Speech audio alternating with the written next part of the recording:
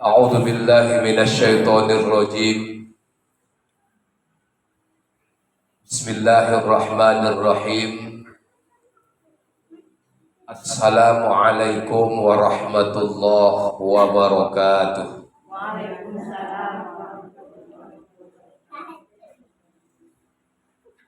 الحمد لله رب العالمين، والصلاة والسلام على أشرف الأنبياء والمرسلين سيدنا ومولانا محمد وعلى آله وأصحابه رسول الله أجمعين. أما بعد، سبحانك لا علم لنا إلا ما علمتنا إنك أنت العليم الحكيم. لا حول ولا قوة إلا بالله العلي العظيم. أما بعد. Bersyukur kita kepada Allah Subhanahu wa ta'ala di atas segala nikmat yang diberikannya kepada kita, sehingga kita dapat berkumpul bersama di rumah yang mulia ini dalam kegiatan pengajian yang sebagaimana kita laksanakan. Semoga apa yang kita lakukan pada sore hari ini, mudah-mudahan Allah Subhanahu wa ta'ala mencatatnya melalui para malaikatnya sebagai penambah tabungan amal ibadah kita di hadapan Allah Subhanahu wa ta'ala. Amin ya rabbal alamin. Selanjutnya selawat merangkaikan salam kita persembahkan kehadiran Ruh Junjungan Alam Baginda Muhammad Rasulullah Sallallahu Alaihi Wasallam dengan mengucapkan Allahumma salli wa sallim wa barik alaih. Mudah-mudahan kelak kita mendapat syafaat daripadanya di yaumil hisab kelak. Amin ya rabbal alamin. Yang kami hormati ahli bait beserta seluruh keluarga, ibu-ibu, orang-orang tua kami, jamaah yang dimuliakan oleh Allah Subhanahu wa ta'ala. Adapun judul materi pertemuan kita pada sore hari ini, kita akan membahas tentang ada 6 amalan yang bisa kita lakukan dalam kehidupan ini upaya untuk menolak bala bencana dari Allah Ta'ala. Walaupun semuanya itu terkadang kalau sudah ditentukan Allah bencana itu terkadang tak bisa juga kita hindari. Tetapi ada upaya kita, usaha kita. Terlebih-lebih lagi bencana nanti yang takut kita rasakan. Kalau bencana di dunia ini bisa terkadang lari. Bencana di tempat A bisa kita lari ke tempat B. Tempat B kalau bencana bisa kita lari ke tempat C. Tapi kalau di dalam kubur, kemana kita nak lari? Situ-situ sajalah. Ya, apalagi di akhirat cuma hanya 2 ada tempat, surga sama neraka. Nah, inilah yang kita khawatirkan. Maka yang disampaikan ini adalah merupakan upaya dan usaha kita supaya Allah Ta'ala menjauhkan kita dari berbagai macam musibah. Apalagi terkadang musibah ini bukan bahawalah awak undang, tapi datang sendiri. Contoh barusan ni, kan kita tengok di Turki bencana, ya kan? Padahal negara Islam, ya kan? Kalau bencana juga Tadi saya tengok lagi di Facebook tu kabarnya daerah Lampung ada gempa. Ini tidak tahu kita. Ini bencana di dunia. Jadi oleh karena itu ibu jamaah yang dimuliakan oleh Allah Subhanahu wa taala. Yang kita lakukan ini adalah usaha kita. Walaupun semuanya itu sudah ditentukan Allah.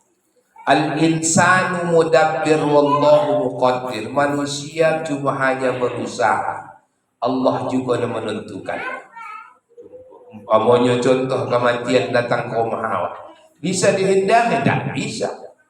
Tapi harus ada usaha kita. Ada usaha kita. Jangan pula umpamanya kadang awak ni yang hidup ni sini bakal ikah awak sama lagi awak umpamanya contoh yo. Ada tempat lain pula kau kamu dengan elok-elok tak puan bakal ikah sama lagi kamu. Ya kan? Bakal umpamanya jangan bakal itu hanya saat disebutkan. Bunuh aku, eloklah aku mati, eloklah aku mati. Entah datang tentang kematian itu pasti datang. Ya kan? Kadang begitu. Makanya ibu jamaah dimuliakan oleh Allah Subhanahu wa taala. Kita cuma hanya berusaha. Maka diingatkan dalam syariat ada 6 perkara yang bisa kita kojokan upaya kita untuk menolak musibah. Ya kan bencana, ya kan terlebih-lebih bencana yang diturunkan Allah Subhanahu wa taala di alam semesta ini. Apa yang bisa kita kojokan? Apa yang upaya kita yang harus kita lakukan? Pertama adalah perbanyak doa kepada Allah Subhanahu wa taala. Banyak doa. Minta kita kepada Allah Subhanahu wa taala apa supaya dijauhkan Allah taala kita dari bencana. Ya, termasuk nanti bencana menghadap Allah. Bencana menghadap Allah Subhanahu wa taala. Apa itu? Dia saat kita di akhir kehidupan kita. Jangan sampai bencana diturunkan Allah kepada kita, yaitu mati dalam keadaan su'ul khotimah. Ya kan minta juga. Ini pun bencana juga ini, Bu. Ya bencana juga. Tak ada lagi kekuatan lain yang bisa kita kojokan. Kenapa? Karena manusia itu sekuat apapun dia, sehebat apapun dia, sekaya manapun dia, tinggi pangkat dan jabatan dan lain sebagainya. Kalau tak ada usaha kita mendekatkan diri kepada Allah Subhanahu wa taala, kita ni lemah di hadapan Allah. Makanya la haula wala quwata illa billah. Tiada daya upaya selain hanya mengharapkan kekuatan dari Allah Subhanahu wa taala. Hebat pun awak itu karena kekuatan Allah. Tinggi pun jabatan awak itu karena diberikan Allah. Maka namanya doa ini adalah sebuah kekuatan kita, upaya kita supaya interaksi kita, hubungan kita kepada Allah Subhanahu wa taala. Ya, selaku hamba Allah yang menyadari bahwasanya kita itu adalah lemah di hadapan Allah Subhanahu wa taala. Maka doa ini adalah salah satu upaya kita. Kadang penyakit awak ni habis solat awak tak berdoa. Ya kan, Assalamualaikum warahmatullahi, Assalamualaikum warahmatullahi, semua gitu. Ini namanya itu tak ada. Seolah-olah kita yang hebat. Seolah-olah kita lah yang kuat. Padahal tak ada daya upaya kita. Kecuali hanya ingin mendapatkan kekuatan dari Allah Subhanahu wa taala. Minta kepada Allah. Ud'uni astajib lakum, minta kepadaku. Sesungguhnya aku akan mengabulkan permintaan. Walaupun terkadang kaso awak, doa awak dipungsu. Mana dia agaknya rasa terkadang begitu. Apakah diterima Allahnya? Dikabulkan Allahnya doaku ni? Apa tidak? Terkadang terpikir hal begitu, ya kan? Ingat sesungguhnya setiap doa yang kita lantunkan, kita panjatkan, kita harapkan kepada Allah Ta'ala, tentu akan dikabulkan oleh Allah Ta'ala. Kalau tak cepat lambat, pasti akan dikabulkan Allah. Pokoknya dari mulut awak ini, setiap sesuatu yang keluar itu adalah merupakan doa. Apalagi awak punya anak terkadang, nama dalam awak, dan bilangkan, oh betul anak ini kau. Betul, ini hati-hati doa. Ya kan, jangan. Lebih baiklah awak elok-elok yang awak ucapkan. Kenapa? Karena sesungguhnya yang namanya doa ini Kata Rasulullah sallallahu alaihi wasallam, la yaruddul qadara illa doa. Tak ada yang bisa menolak takdir kecuali doa. Walaupun takdir itu sudah ditentukan Allah, tapi kita harus berusaha bagaimana takdir yang dikasihkan Allah itu adalah takdir yang baik kepada kita. Makanya kita meminta kepada Allah Subhanahu wa taala, berdoa kepada Allah taala. La yukallifullahu nafsan illa wus'aha, laha ma kasabat wa 'alaiha maktasabat.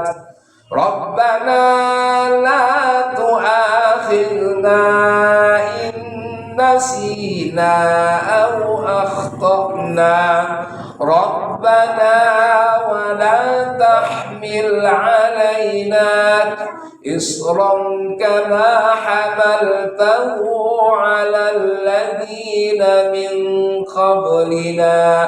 Rabbana wa la tuhammilna ma la taqata lana bih wa'fu 'anna waghfir lana warhamna anta maulana fansurna 'alal qaumil kafirin. Itu doa. Ya. Itu doa. La yukallifullahu nafsan illa wus'aha, laha ma kasabat wa 'alaiha maktasabat. Allah tidak akan membebani seseorang melainkan sesuai dengan kesanggupannya. Diturunkan Allah Ta'ala musibah kepada kita, diturunkan Allah Ta'ala bencana dalam kehidupan kita, karena Allah Ta'ala menganggap bahwasanya beban yang diturunkannya itu kita sanggup untuk menerimanya. Setiap yang diturunkan Allah kepada kita, bencana atau musibah yang diturunkan Allah kepada kita, bebannya itu sesuai dengan kesanggupan kita. Kalau umpamanya sanggup memikul boras umpamanya hanya cuma 20 kilo, maka tidak lebih dari 20 kilo Allah Ta'ala menurunkan bencana itu kepada kita. Tak lebih dari situ. Kenapa? Itu kesanggupan kita. Maka jangan kita berpikir karena Allah Ta'ala ala kuncinya Allah di kepada aku, asli diturunkan bencana di semuaku, asli susahnya hidupku ni. Kau tahu? Ya kan? Ingat, sesungguhnya apa yang diturunkan Allah kepada kita, kesusahan yang diturunkan Allah kepada kita pada saat sekarang ini umpamanya tidak melebihi dari kadar kekuatan yang bisa kita pikul. Apa yang kita rasakan pada saat sekarang ini, kalau dibandingkan dengan orang-orang yang terdahulu dihidupkan Allah dari kita, ini beban yang kita rasakan saat sekarang ini tak ada apa-apanya. Kan ada nak naik mengulu, ini mengulu, itu mengulu, semua yang awak mengulu. Tak ada apa-apanya itu, Bu. Kalau dibandingkan dengan orang-orang yang terdahulu diciptakan, dihidupkan oleh Allah Subhanahu wa taala. Ingat, setiap yang kita alami, setiap kebajikan yang kita kerjakan itu nanti akan dibalas oleh Allah Subhanahu wa taala. Dan setiap keburukan yang kita kerjakan pun pasti kita pun akan mendapatkan balasannya dari Allah Subhanahu wa taala. Ya Tuhan kami, kata Allah, Rabbana la tu'akhidna in nasina aw akhtana. Rabbana wa la tahmil 'alaina isran kama hamaltahu 'alal ladzina min qablina. Rabbana wa la tuhammilna ma la taqata lana bih wa'fu 'anna waghfir lana warhamna anta maulana fansurna 'alal qaumil kafirin. Ya Tuhan kami, inilah doa kita kepada Allah. Ya kan? Amo konyo bala itu bisa kita hadapi dengan banyaknya kita berdoa kepada Allah Subhanahu wa taala. Ya Tuhan kami, janganlah Engkau hukum kami jika kami lupa atau melakukan kesalahan. Maka setiap kita melakukan kesalahan, maka cepat kita bermohon ampun kepada Allah taala supaya jangan dihukum Allah taala di dunia. Dan lebih-lebih lagi hukuman nanti yang bisa saja kita rasakan tatkala kita nanti menghadap Allah Subhanahu wa taala. Kalau hukuman dunia ini bisa kita pindah. Tak solat di Sungai Rajo, pindah awak ke Sungai Balen. Ampun ada sungainya. Ya kan? Tak solat Sungai Balen, pindah pula awak menyabawa ke Sungai Tempuh. Ya kan? Tak solat ke Batu 8, pindah awak ke Batu 7. Ya kan? Tak solat ke Batu 7, pindah awak ke Batu 9. Aku kuancin, itu betul. Aku mah pun ada juga di belakang dunia kan. Ya kan? Tak solat. Tak bisa solat, tak solatnya nanti di alam kubur. Tak ada lagi tempat kita yang lain.